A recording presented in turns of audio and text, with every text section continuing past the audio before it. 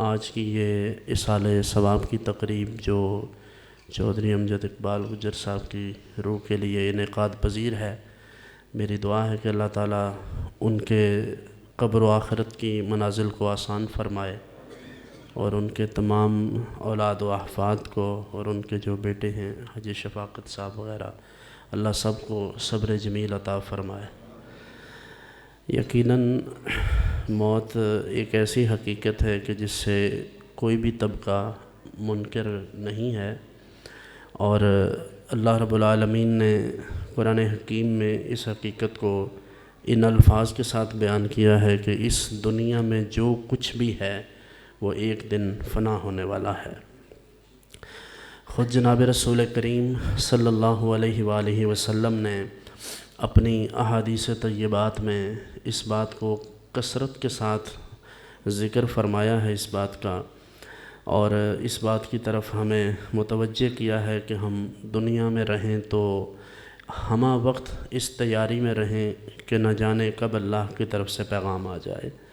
اور خدا کے کونین صلی اللہ علیہ وسلم کا ذاتی طرز عمل بھی ایسا ہی تھا کہ حضور سے عرض کیا گیا کہ آپ کو دنیا بھر کی نعمتیں اگر دے دی جائیں اور آپ ان سے لطف اندوز ہوں، اور یہ کوئی ممانعت بھی نہیں تھی کہ اس سے قبل انبیاء کرام کی صف میں حضرت جناب سیدنا سلیمان علیہ السلام شاہانہ ٹھاٹھ باٹ کے ساتھ زندگی گزار کر گئے، تو یہ کوئی مذائقہ نہیں تھا اگر حضور اس بات کو اختیار فرماتے، لیکن حضور نے فرمایا کہ میں اس بات پر راضی ہوں کہ ایک وقت میں کھاؤں اور دوسرے وقت نہ کھا سکوں، لیکن اللہ کی حمد کرتا رہوں اور اس کا شکر بجا لاتا رہوں۔ چنانچہ اللہ کے رسول صلی اللہ علیہ وسلم نے اخروی زندگی کو ترجیح دی اور اسی کی طرف متوجہ رہے، اور اچانک موت سے بھی حضور ہمیشہ پناہ مانگتے رہے۔ اس لیے یہ ہم اس دنیا میں روز حادثات اور واقعات دیکھتے ہیں، لیکن چونکہ مرور زمانہ کے ساتھ ساتھ لوگوں کے دلوں میں سختی آ جاتی ہے اور کچھ ہماری شقاوت قلبی ہوتی ہے کہ ہم چیزوں کو دیکھ کر اور اینگل سے سوچتے ہیں اور اس بات کو محسوس تک نہیں کرتے کہ کوئی اتنا بڑا سانحہ اور اتنا بڑا حادثہ ہو جاتا ہے، لیکن ہمارے دل پر اس کا اثر نہیں ہوتا۔ اللہ رب العزت ہمیں فکر آخرت کرنے کی توفیق عطا فرمائے اور ہم سب کے گناہوں کو معاف فرمائے۔ نبی مکرم صلی اللہ علیہ وسلم نے اپنے صحابہ سے ارشاد فرمایا، اے میرے صحابہ، تم اس چیز کو کثرت سے یاد کیا کرو جو تمہاری خواہشات کو ختم کر دینے والی ہے۔ عرض کیا حضور وہ کیا ہے؟ ارشاد فرمایا وہ موت ہے، یعنی موت کو یاد کرو گے تمہاری خواہشات کم ہوں گی، کیونکہ جب دھیان اس طرف سے ہٹتا ہے تو انسان کی امیدیں لمبی ہو جاتی ہیں اور اس کو جو اس کی پلاننگ ہوتی ہے دنیا کی وہ پہلے سے بھی دو چند ہو جاتی ہے، اور جب آخرت کی طرف متوجہ ہوتا ہے تو پھر اگرچہ دنیا کو چھوڑنے کا ہمیں حکم نہیں دیا گیا، لیکن کم از کم آخرت کی طرف دھیان ہو جانے کا مطلب یہ ہے کہ وہ غلط کاموں سے ہمیشہ کنارہ کش رہتا ہے۔ اب دیکھ رہے ہیں، یہ میں بھی کل اور پرسوں 2-4 ویڈیوز دیکھی ہیں، سوشل میڈیا کی زینت ہیں، وہ پتہ چلا ہے کوئی بچہ پیٹرول کے لیے گیا تھا کسی پمپ پر، تو لڑکا تھا تو اس نے پیٹرول ڈالنے والے کو ہی قتل کر دیا کسی چھوٹی سی بات پر۔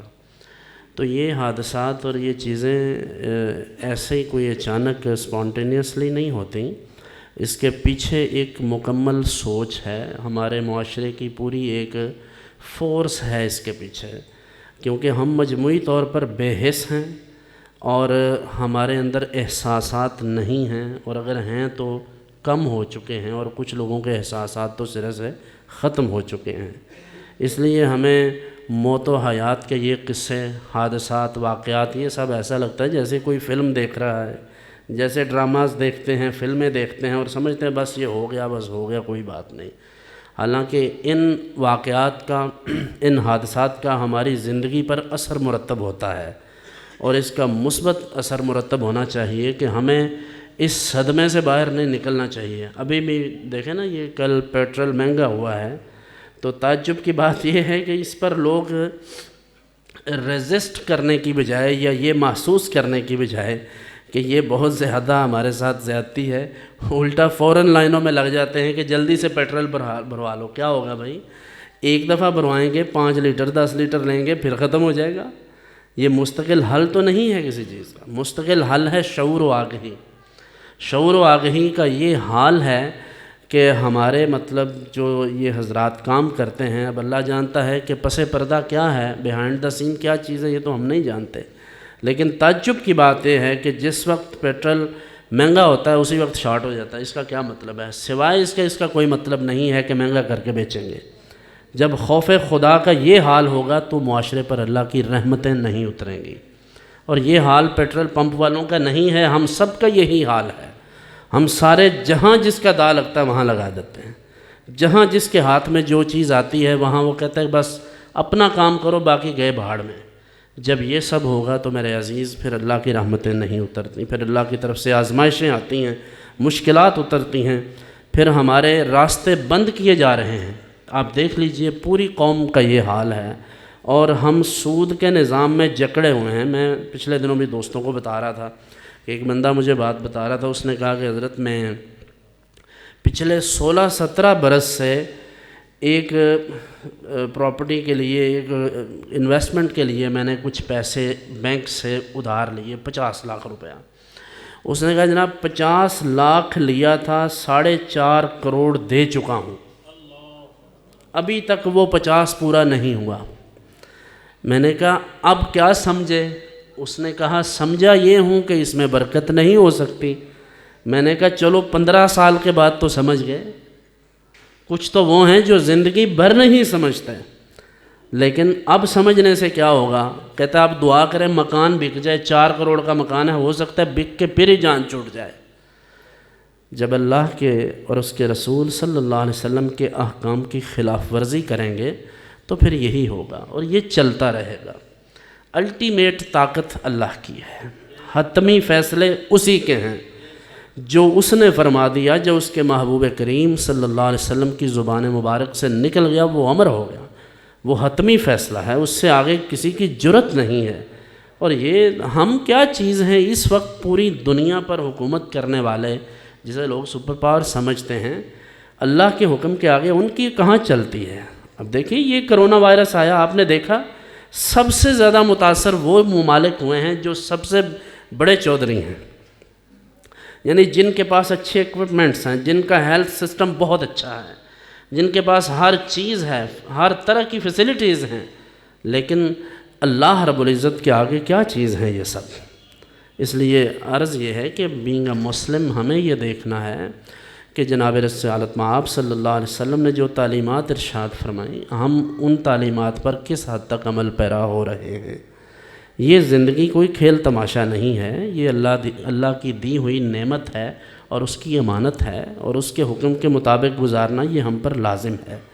ہمارے سامنے لوگ دنیا سے جاتے ہیں اور ہم اس چیز کو بس انجوائے کرتے ہیں، بیٹھتے ہیں، کھاتے پیتے ہیں اور اس کے بعد چلے جاتے ہیں۔ اب تو افسوس ہوتا ہے ہمیں دیکھ دیکھ کر کے جنازوں پر، ختمات پر، یعنی لوگ ایسے آتے ہیں جیسے کوئی صرف آؤٹنگ کے لیے آئے تھے، کھایا پیا، گپ شپ کی، دوستوں سے ہنسی مذاق کیا اور چلے گئے۔ رسول اللہ صلی اللہ علیہ وسلم ایک جنازہ پر تشریف فرما تھے، حضور نے کچھ لوگوں کو ہنستے ہوئے دیکھا اور اس بات کو پسند نہیں فرمایا۔ ارشاد فرمایا لو تعلمون ما اعلم لضحکتم قلیلا ولبکیتم کثیرا، جو میں جانتا ہوں، جو اللہ کے عذاب کے نظارے میں دیکھ کر آیا ہوں، جو اللہ کے عذاب کے مظاہر دیکھے ہیں میں نے، اگر وہ تم دیکھ لیتے تو تم ہنستے کم اور روتے زیادہ۔ جب اللہ کے رسول صلی اللہ علیہ وسلم یہ فرما رہے ہیں تو دیکھیے میں اور آپ کی کس شمار کتار میں ہیں۔ اس لیے ضرورت اس امر کی ہے کہ ہم اس بات کو محسوس کریں کہ یہ دنیا کی زندگی اللہ کی نعمت ہے، اور اللہ نے ہمیں اپنی بندگی کے لیے یہاں بھیجا ہے، اور ایک مقصد ہے زندگی کا۔ ابھی آپ دیکھیں ریسنٹلی یہ قرآن کریم کی بے حرمتی کی گئی ہے۔ اس طرح کے واقعات ہمیں چیک کرنے کے لیے کیے جاتے ہیں، اور یہ دیکھیں جن لوگوں کے پاس طاقت ہے کہتے ہیں مائٹ از رائٹ، سکہ رائج الوقت یہ ہے کہ آپ کے پاس طاقت ہو تو آپ جو مرضی کریں، آپ جس کی زمین پر مرضی قبضہ کر لیں، جیسے مرضی آپ چلیں لوگ آپ کو اچھا سمجھیں گے، کیونکہ طاقت ہے، آپ پیسے سے منہ بند کرتے جاتے ہیں لوگوں کا، تو ان کے پاس بھی طاقت ہے، میڈیا ان کا ہے، ہر چیز ان کی ہے، سیٹلائٹس ان کے ہیں، آپ کی ساری جو یہ ایکٹیویٹیز ہیں فیس بک کے تھرو، ٹویٹر کے تھرو اور دیگر جتنے بھی یہ سوشل میڈیا چینلز ہیں، یہ ساری کی ساری وہ سب ہینڈل کرتے ہیں۔ بیسیکلی تو بنایا بھی یہ سب انہوں نے ہی ہے، ہم تو اس قابل بھی کہاں ہیں کہ یہ سب بنا بھی سکتے۔ تو بہرحال اس سب کے ساتھ ساتھ وہ مسلمانوں کو بار بار ٹیسٹ کرتے ہیں، ان کا دیکھتے ہیں لیول کہ کیسا ہے، یہ کیا محسوس کرتے ہیں۔ تعجب کی بات یہ ہے کہ ہم میں کی اکثریت اس بات کو بھی اس تناظر میں دیکھتی ہے کہ صرف اس پر احتجاج کرو، جلاؤ گراؤ کرو، یہ کر دو وہ کر دو، اور ہم میں کے عقل مند جو ہیں وہ بھی اپنے ملک کے املاک کا نقصان کرتے ہیں، یعنی ہم ان کے خلاف احتجاج کر کے اپنا ہی نقصان کرتے ہیں، ایک دوسرے کے پیچھے چڑھ جاتے ہیں، اپنے ہی جو مطلب ادارے ہیں، اپنے جو انتظامیہ ہے ان کے ساتھ لڑ بڑھ کے واپس آ جاتے ہیں۔ جبکہ حق یہ تھا، میں دوستوں کو اکثر کہتا ہوں کہ اگر آپ کو قرآن سے محبت ہے تو احتجاج کرنے والوں سے میرا سوال ہے کہ آپ کو قرآن کتنا آتا ہے؟ ہاں، یہ صرف لوگوں سے لڑائی کے لیے مسئلے ہیں؟ کتنا قرآن پڑھتے ہیں، کتنا عمل کرتے ہیں، کتنا سمجھتے ہیں، قرآن سننے کا ذوق کتنا ہے؟ قاری صاحب قرآن پڑھتے ہیں، لوگوں کو تو پتہ ہی نہیں ہے کیا کہہ رہے ہیں۔ اس میں سب سے پہلا سٹیپ ہے کہ اس کی فونالوجی کے ساتھ اس کو پڑھنا، تلفظ کے ساتھ، بہتر ادائیگی کے ساتھ اس کو پڑھنا، جیسا کہ قرآن کا حکم ہے۔ پھر اس کے بعد دوسرا سٹیپ یہ ہے اس میں کہ اسے پڑھ کر اسے سمجھنا، اور سمجھیں گے ہم کیسے؟ ہم تو اجمی ہیں سارے، یعنی ہمارا اہل زبان تو نہیں ہیں، ہم نیٹیوز جو ہوتے ہیں ان کا تو مسئلہ ہے کہ وہ قرآن سنتے ہیں تو انہیں سمجھ آ جاتا ہے، تو ہماری تو زبان عربی نہیں ہے، تو اس کے لیے لامحالہ ہمیں ترجمے کی، تفسیر کی ضرورت پڑتی ہے۔ میں جو چند باتیں کر رہا ہوں، بہت سارے لوگ ان میں وہ ہوں گے جنہیں میری باتوں کی صحیح سمجھ نہیں آ رہی ہوگی، کچھ باتیں مشکل لگتی ہوں گی، کچھ الفاظ کا چناؤ ایسا ہوتا ہے بعض اوقات، یا کوئی لفظ ایسا بول دیا ہے جس کا کوئی اچھا سننم نہیں مل رہا۔ تو جب عام بندے کی گفتگو کا یہ حال ہے تو کلام الہی سمجھنے کے لیے کیا کسی سہارے کی ضرورت نہیں ہے؟ کسی اچھے مفسر کی ضرورت نہیں ہے؟ یقیناً ہے۔ تو پھر قرآن کو سمجھنے کے لیے اس کا ترجمہ، اس کی تشریح یعنی تفسیر کی ضرورت ہے۔ پھر جب یہ سمجھ لیں گے تو پھر اس پر عمل کرنے کی ضرورت ہے۔ لیکن ایمان سے کہیے کہ ہم میں سے کتنے لوگ ہیں جو قرآن پڑھنے کا یا سننے کا ذوق رکھتے ہوں؟ اسی طرح دیگر مسائل کا حال ہے کہ ہم نبی کریم صلی اللہ علیہ وسلم کی محبت کی بات کرتے ہیں۔ ابھی وہ بھائی شعر پڑھ رہے تھے، بڑے اچھے شعر پڑھے ہیں انہوں نے، اچھی آواز بھی تھی، اللہ برکت دے۔ لیکن ان اشعار میں آپ اگر غور کریں، لفظ عشق جس کو ہم نے اپنی جو ایک ذہنی سطح ہے یا اپنا علم ہے اس کے مطابق ہم اس کی تشریح کرتے ہیں کہ یہ عشق کیا ہوتا ہے۔ ہم پیسے لگانے کو عشق کہتے ہیں، نوٹ نچھاور کرنے کو عشق کہتے ہیں، محفل کروانے کا نام عشق ہے۔ میں آپ کو بتاتا ہوں، عشق کی اپنی اپنی ڈیفینیشن ہے ہر کسی کی۔ کوئی کہے گا کہ یہ محفل کروا لیں، کوئی کہے گا جی ہم جلوس نکال لیں گے۔ میں کہتا ہوں یہ سب کچھ بالکل اس میں کوئی شک نہیں کہ یہ من جملہ علامات محبت میں سے یہ بھی علامتیں ہیں، لیکن سب سے پہلی اور سب سے بڑی علامت یہ ہے کہ جس شخصیت سے آپ محبت کا، عشق کا دعویٰ کرتے ہیں، آپ ان کے طریقے پر چلیں۔ جی مثلاً آپ کا دعویٰ ہے کہ ہم رسول اللہ صلی اللہ علیہ وسلم سے محبت کرتے ہیں، تو کیا حضور کے اسوہ حسنہ پر عمل کرتے ہیں؟ کیا آپ کی زبان سے نکلے ہوئے الفاظ کسی مسلمان کے لیے تکلیف کا باعث تو نہیں ہے؟ آپ جہاں رہ رہے ہیں آپ کے ہمسائے آپ کے رویے سے تنگ تو نہیں ہیں؟ جناب عبداللہ ابن مسعود رضی اللہ عنہ روایت کرتے ہیں، مشکات میں ہے کہ حضور صلی اللہ علیہ وسلم سے عرض کیا گیا، یا رسول اللہ صلی اللہ علیہ وسلم یہ فرمائیے کہ ہمیں کیسے پتہ چلے گا کہ ہم ٹھیک طرف جا رہے ہیں، یعنی ہم اچھے ہیں، اگر یہ جاننا ہو تو کیسے؟ فرمایا جس شخص نے یہ جاننا ہو کہ وہ اچھا ہے یا برا ہے تو یہ دیکھ لو کہ اس کا ہمسایہ اس کے متعلق کیا کہتا ہے۔ اب اس کا ہمسایہ بتا دے گا، اور ہمسایہ سامنے نہیں بتائے گا، آپ کی غیر موجودگی میں بتائے گا، آپ کی ایبسنس میں جو لفظ آپ کے لیے بولے گا وہی آپ کی حقیقت ہے۔ اب آپ بے شک نعرے لگائیے، بے شک نوٹ نچھاور کیجئے، کروائیے محفلیں، اگر آپ کا رویہ لوگوں سے اچھا ہے، اگر آپ نماز پڑھتے ہیں، اگر آپ دوسروں کی زمینوں پر ناجائز قبضے نہیں کرتے، دوسروں کے اوپر جھوٹے ناجائز پرچے نہیں کٹواتے، دوسروں کی کردار کشی نہیں کرتے، اپنی بہنوں کا، بیٹیوں کا وراثت کا حصہ دبا کر نہیں رکھتے، اس پر سانپ بن کر مسلط نہیں ہیں، تو آپ کو مبارک ہو، آپ عاشق رسول ہیں۔ اور اگر آپ یہ سب کر رہے ہیں تو پھر یہ دھوکہ نہ دیجئے، اس دھوکے میں نہ آئیے کہ آپ سال بھر حرام مال کماتے رہیں، سال کے بعد کسی ایک محفل میں حصہ ڈال کر آپ سمجھیں کہ ہمارے سارے پیسے حلال ہو گئے، تو یہ غلط فہمی ہے آپ کی، یہ دھوکہ ہے، یہ دھوکہ لوگوں کو دیا جا سکتا ہے، اللہ کو نہیں۔ اور اللہ رب العزت نے بندوں کو شعور دیا ہے، وہ مظلوم جس کی آہیں عرش الہی کو چھو لیتی ہیں، آپ اس پر ظلم کر کے 2 فٹ لمبی داڑھی رکھ لیں گے، کیا ہوگا اس سے؟ آپ جبہ پہن لیں، آپ دستار پہن لیں، آپ پراڈو لے لیں، آپ ZX لے لیں، اس سے کیا ہوگا؟ لوگوں کی آوازیں دب جائیں گی لیکن ان کی آہیں نہیں دبیں گی، وہ آہیں عرش الہی کو چھوئیں گی اور آپ کو جلا کر راکھ کر دیں گی۔ اس لیے اس اللہ کے عذاب سے ڈریے، اور اللہ رب العزت نے جو غنیمت دی ہے یہ زندگی، اس اپرچونٹی کو ضائع نہ کیجیے۔ وہ پنجابی میں کہتے ہیں ات خدا دا ویر ہوندا ہے، یہ انتہا کو چھو رہی ہیں باتیں۔ جس کے پاس 2 وقت کی روٹی ہے وہ سمجھتا ہے میں تو فرعون ہوں وقت کا، پتہ نہیں کیا کر دیتا ہوں، کیا کر سکتا ہوں۔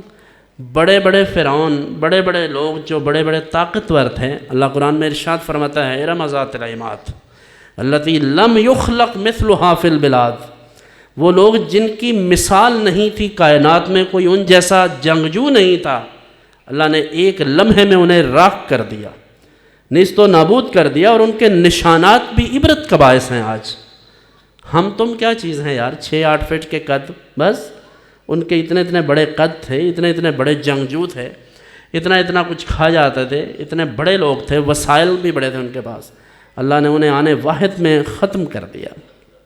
اس لیے مسلمان ہونے کے ناطے ہمارا یہ فرض بنتا ہے کہ ہم اپنے آقا و مولا جناب محمد مصطفیٰ صلی اللہ علیہ وسلم کی تعلیمات کو پیش نظر رکھیں۔ اور بدقسمتی یہ ہے کہ ہم ان پروگراموں میں، یہ قاری صاحب کی محبت ہے، ان کی کوشش کاوش ہے، یہ اس طرح انہوں نے مجھے حکم دیا، میں آپ سب کے سامنے حاضر ہوں، لیکن یہ بھی ایک خوشی کی بات ہوتی ہے میرے لیے، میں پہلے بھی ان کے سالانہ پروگرام میں بھی 2-1 دفعہ حاضر ہوا ہوں، کہ یہاں جو لوگ بیٹھتے ہیں اکثر باشعور ہوتے ہیں، کیونکہ کچھ نہ کچھ سگنلز آ جاتے ہیں، بات کرنے کے دوران بھی پتہ چل جاتا ہے کہ لوگ بات سمجھتے ہیں، تو میں سمجھتا ہوں کہ یہ بڑی خوش قسمتی ہوتی ہے کہ اگر آپ کسی اچھی جگہ پر بیٹھ جائیں جو آپ کو اچھی بات سننے کا موقع مل جائے، وگرنہ آج یہ محفلیں بھی کس لیے ہیں؟ 10-15 نعت خوان ہوتے ہیں، 5-7 مولوی، 2-4 پیر مل کر لوگوں کی وہ درگت بناتے ہیں، اور پھر وقت کی پابندی نہیں ہوتی، لوگوں کے لیے مشکلات کا پہاڑ ہوتا ہے، لوگ کہتے ہیں یار ہماری جان چھوٹ جائے کسی طرح ان سے۔ لیکن جب ابلاغ و تبلیغ کا ماحول ہو، سننے کا، سنانے کا ماحول بنا ہو، تو اس میں سے کچھ سیکھ لینا چاہیے، یہ غنیمت ہیں یہ چیزیں، وگرنہ ان محفلوں میں بھی لوگ آ کر بس موج مستی کرتے ہیں۔ تو گزارش یہ ہے کہ یہ ایسا وقت ہوتا ہے کہ جب ایک شخص ہم سے جدا ہو کر اس دنیا سے گیا تو ہم یہ سوچ سکتے ہیں کہ آج یہ اس پر وقت ہے، کل یہ وقت ہم پر بھی آنے والا ہے، کیوں نہ ہم اللہ کی بارگاہ میں توبہ کریں اور رجوع کریں اس کی بارگاہ میں، اور اپنی تمام مشکلات، تمام مسائل پر اس کی بارگاہ میں یہ عرض کریں کہ وہ ہمیں اپنے محبوب کے صدقے معاف کر دیں۔ میرے عزیز، معافی یہ نہیں ہے کہ آپ لوگوں کے ساتھ زیادتیاں کریں، لوگوں کی حق تلفیاں کریں اور بعد میں کانوں کو ہاتھ لگا کر توبہ کر لیں یا مسجد میں آ کر نمازیں پڑھیں، یہ کوئی معافی نہیں ہے۔ توبہ یہ نہیں ہے، توبہ وہ ہے جو حضرت یونس علیہ السلام کی قوم نے کی تھی، کہ جب انہیں پتہ چلا کہ اللہ کا عذاب آ رہا ہے، بالکل آ چکا ہے قریب، تو دل سے توبہ کی، اس طرح کہ جس کسی نے اپنے مکان کی بنیاد میں کسی اور کا کوئی پتھر یا اینٹ لا کر لگائی تھی تو اس نے اپنے مکان کو منہدم کر دیا، ڈیمولش کر دیا، اور اس کی بنیادوں سے وہ پتھر یا اینٹ نکال کر اسے واپس کر کے پھر اللہ سے عرض کیا یا اللہ اب معاف کر دے۔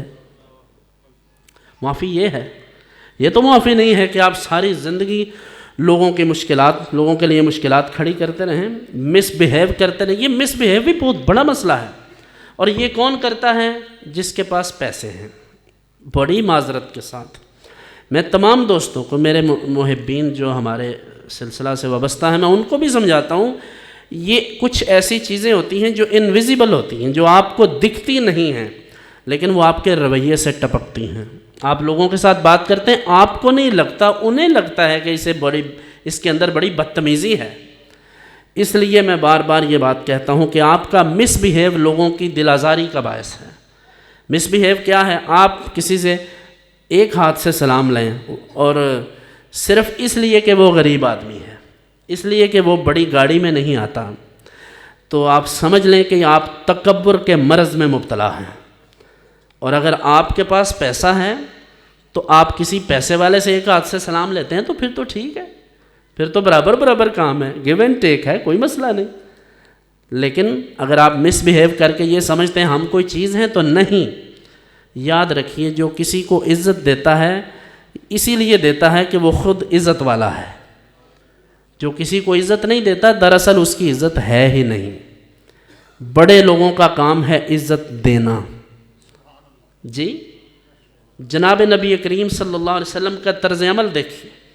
حضور تشریف فرما ہیں، آپ کی خدمت میں کوئی غیر مسلم بھی آتا ہے، حضور اپنی مبارک چادر نیچے بچھاتے ہیں۔ میں اور آپ کون ہیں؟ کیا اوقات ہے ہماری؟ میں ابھی قاری صاحب سے عرض کر رہا تھا کہ یہ صوفہ اوپر لگا ہے، اچھا نہیں لگتا مجھے، تو قاری صاحب کہنے لگے ذرا پیچھے جب لوگ بیٹھتے ہیں تو پھر صحیح طرح دیکھا نہیں جاتا، تو ہم تو بھائی اس پر بھی شرمسار ہوتے ہیں، ہمیں تو یہ بھی اچھا نہیں لگتا۔ تو یہ تعجب ہوتا ہے کہ ہمیں مس بیہیو پر، یعنی غلط رویے پر بھی یہ محسوس نہیں ہم کرتے کہ ہم نے کچھ غلطی کی ہے۔ یہ بہت بڑا کام ہے۔ حضور علیہ السلام نے ارشاد فرمایا، کل قیامت کے دن جب تمہارے اعمال کو تولا جائے گا میزان پر، اس ترازو پر فرمایا سب سے زیادہ جس چیز کا وزن ہوگا وہ تمہارا حسن اخلاق ہے، کہ تم لوگوں کے ساتھ بولتے کیسا ہو۔ آپ کسی سے ملیں، حضرت آپ کیسے ہیں، طبیعت کیسی ہے، ٹھیک ہے ماشاءاللہ جناب، اتنے سے ہی بات بن جاتی ہے۔ یہی آپ مجھے سنا بھائی کی حال ہے، تو وہ کیا کہے گا کہ عزت دی ہے آپ نے۔ تو بات یہ ہے کہ بڑے لوگ ہمیشہ عزت دیتے ہیں، اور جو عزت نہیں دیتے وہ بڑے نہیں ہوتے۔ اس لیے اگر بڑا بننا چاہتے ہیں، ویسے تو بڑا بننے کا شوق نہیں ہونا چاہیے، لیکن اللہ کی مخلوق کو ہمیشہ دھتکارنا نہیں چاہیے، انہیں اچھا سمجھنا چاہیے، اپنے سے اعلیٰ سمجھنا چاہیے۔ یہی انسانیت کی معراج ہے۔ جناب رسول اللہ صلی اللہ علیہ وسلم کی یہ خصوصیت ہے کہ نیویاں دا پرونا ہے ساڈا نبی، کوٹھیاں تے چڑھے ویخ دے رہ گئے۔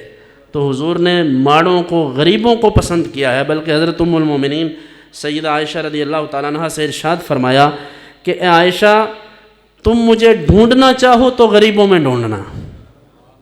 جی غریبوں میں ڈھونڈنا۔ فرمایا عائشہ ہو سکے تو ان غریبوں سے محبت کرنا، اور اپنے دروازے سے سائل کو خالی ہاتھ نہ موڑنا، بھلے تمہارے پاس کھجور کا چھوٹا سا ٹکڑا ہی کیوں نہ ہو وہ دے دینا۔ حضور نے اتنی محبت کی ہے۔ اس لیے اگر آپ کو اللہ نے گاڑی دی ہے، آپ کو عزت دی ہے، آپ کو اچھے مکانات دیے ہیں، تو جو سائل آپ کے دروازے پر مانگنے آتا ہے یہ نہ سمجھیں کہ وہ آپ کو تنگ کرتا ہے۔ وہ آپ سے لینے نہیں آیا، وہ اللہ نے جو آپ کو اس کا حصہ دیا ہے وہ لینے آیا ہے۔ اس لیے جو آپ کے دروازے پر چل کر آ جائے اس کا احسان ہے کہ وہ آپ کے کچھ پیسے لے کر، ہو سکتا ہے اس کی برکت سے اللہ آپ کا مال پاک کر دے۔